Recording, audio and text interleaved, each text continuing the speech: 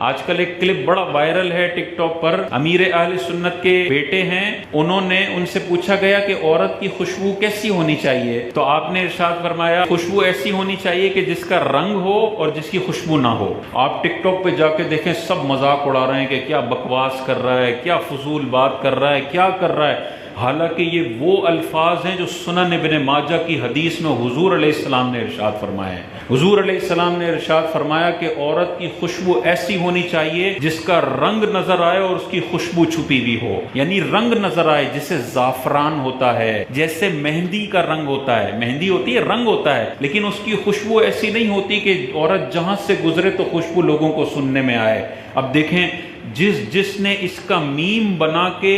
اس حدیث کی توہین کی ہے وہ سارے کافر ہو گئے۔ حدیث کا مذاق اڑانے والا کافر ہے، وہ دائرہ اسلام سے خارج ہو گیا، اس کی بیوی اس کے نکاح سے نکل گئی ہے۔ کوئی بھی اگر یہ کلپ سن رہا ہے، اگر اس نے ابن ماجہ کی اس حدیث کا مذاق اڑایا اپنی جہالت میں، اور انجینئر کا فالوور ہے، وہ انجینئر کو فالو کرتا ہے، جہاں بھی عقل سے ہٹ کے کچھ بات نظر آتی ہے وہ ڈائریکٹ گالی دیتا ہے، وہ ڈائریکٹ انکار کرتا ہے، وہ ڈائریکٹ مذاق اڑاتا ہے۔ ایسے بے شرموں کو غور کرنا چاہیے، تم کبھی بخاری کا مذاق اڑا رہے ہو، تم کبھی قرآن کی آیت کا مذاق اڑا رہے ہو، تم کبھی سنن ابن ماجہ کی حدیث کا مذاق اڑا رہے ہو۔ اسلامی حوالے سے کبھی بھی کوئی لب کشائی کرنے کی نوبت آئے، علماء کی مشاورت سے کرنی چاہیے، ورنہ ایسے ڈیڑھ ہوشیاروں کا ایمان چٹکیوں کے اندر ختم ہوتا ہے۔ حضور نے ارشاد فرمایا، میری امت میں بعد میں کچھ لوگ ایسے ہوں گے،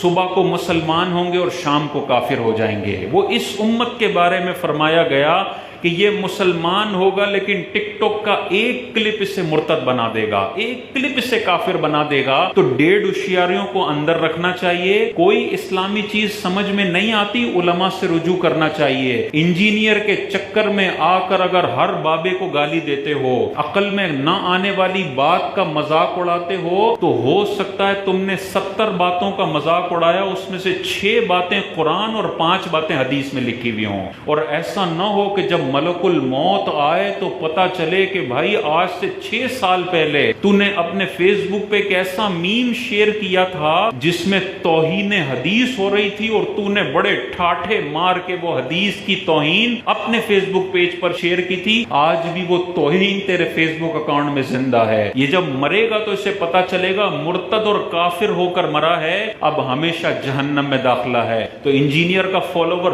غور کر لے، اگر مسلمان مرنا ہے اس نے اولیاء کا ادب اپنے ذہن میں رکھے، صحابہ کا ادب اپنے ذہن میں رکھے، انبیاء کا ادب اپنے ذہن میں رکھے، اسلام کے خلاف لب کشائی کرنے سے پہلے 100 دفعہ سوچے کہ اگر ذرا سی بھی گڑبڑ ہو گئی، ایمان بھی برباد ہے، دنیا میں بھی ذلت ہے اور آخرت میں بھی انسان ذلیل ہوگا۔